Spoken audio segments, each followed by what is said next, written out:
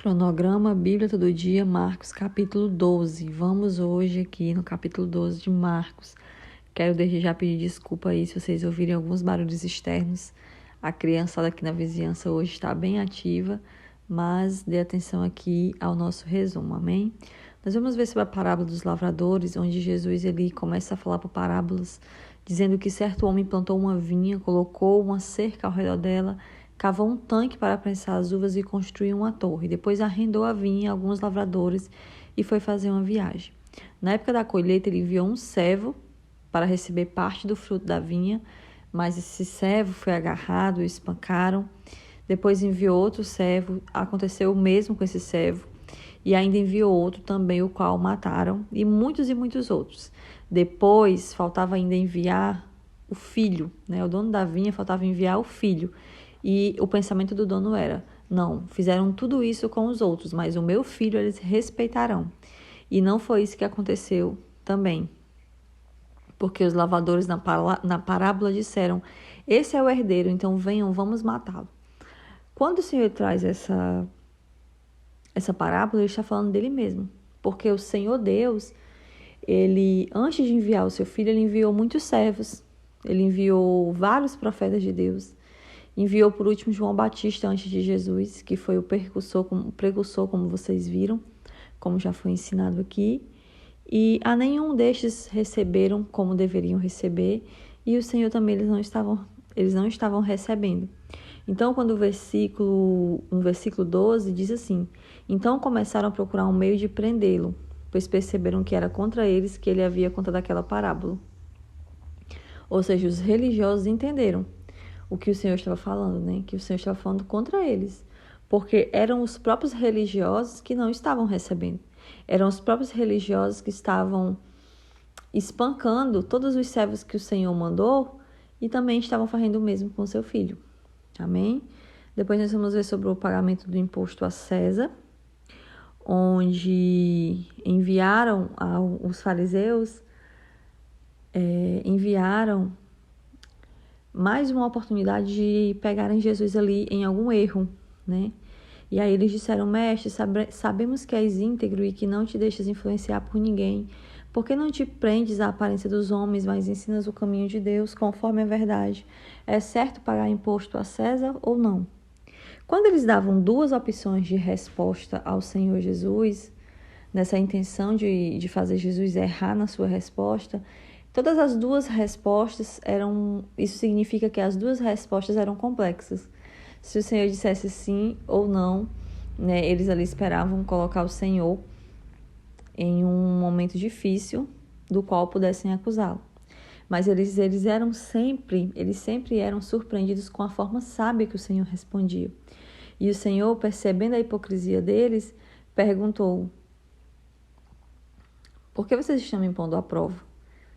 Tragam-me um denário para que eu veja. E eles lhe trouxeram a moeda, né? Que o denário era a moeda da época. E eles lhe perguntou, de quem é esta imagem? Porque na imagem, a moeda do denário carregava a imagem de César. E aí eles responderam, esta imagem é de César. Então Jesus respondeu, deem a César o que é de César. E deem a Deus o que é de Deus. Porque Jesus, com essa resposta, ele estava dizendo, vocês estão preocupados se dá ou se não dá o que é de direito a César? Mas vocês não dão o que é de direito a Deus, vocês não respeitam a Deus, vocês não vivem para Deus. Então ali o Senhor mais uma vez silenciou aqueles fariseus, aquele grupo religioso. Depois, mais uma vez, vão tentar colocar o Senhor à prova sobre a ressurreição.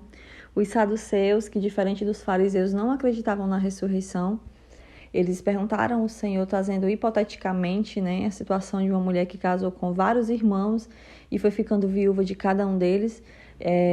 Na eternidade, na ressurreição, quem seria o marido dela? E aí o Senhor vai falar que na eternidade nós não vamos nos casar, nós não vamos ter os relacionamentos que nós temos hoje, amém?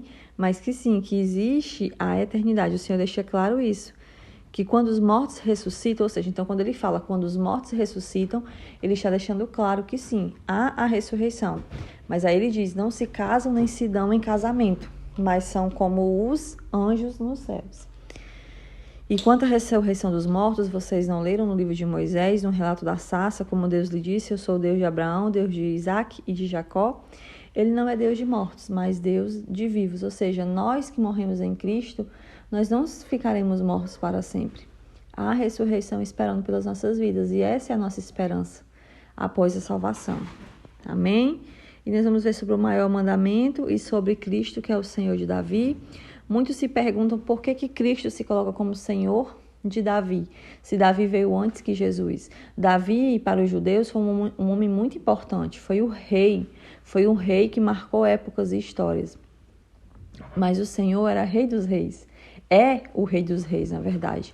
Então ele é maior do que Davi. Por mais que ele, na família, na questão física, na árvore genealógica, né, carnal de Jesus, ele venha depois de Davi seja um antepassado de Jesus, mas vendo Jesus na figura que ele é, de fato, filho de Deus, ele está acima de Davi, está acima de qualquer outra autoridade que o povo de Israel ou que o mundo já teve ou já viu. Então, por isso que Cristo é o Senhor de Davi. E nós vamos ver sobre a oferta da viúva, né? Que Jesus, ele falou sobre uma viúva pobre que se chegou e ali ofertou 2 moedinhas de cobre, de muito pouco valor. Mas ele chama os discípulos e fala: afirma-nos que esta viúva pobre colocou na caixa de ofertas mais do que todos os outros. Por quê, Jéssica?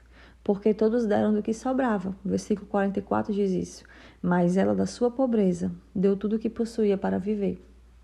Ou seja, ela não estava dando as sobras. Ela não estava dando apenas para parecer uma pessoa boazinha. Ela estava dando tudo que ela tinha, embora fosse pouco. Mas era tudo que ela tinha. Enquanto muitos ali estavam depositando as moedinhas de um tesouro muito grande que eles tinham.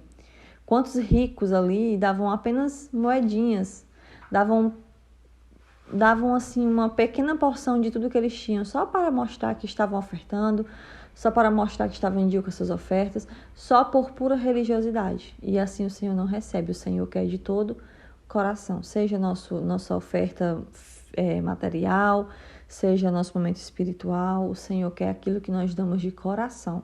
Não há força, não por obrigação, não para parecermos mais espirituais.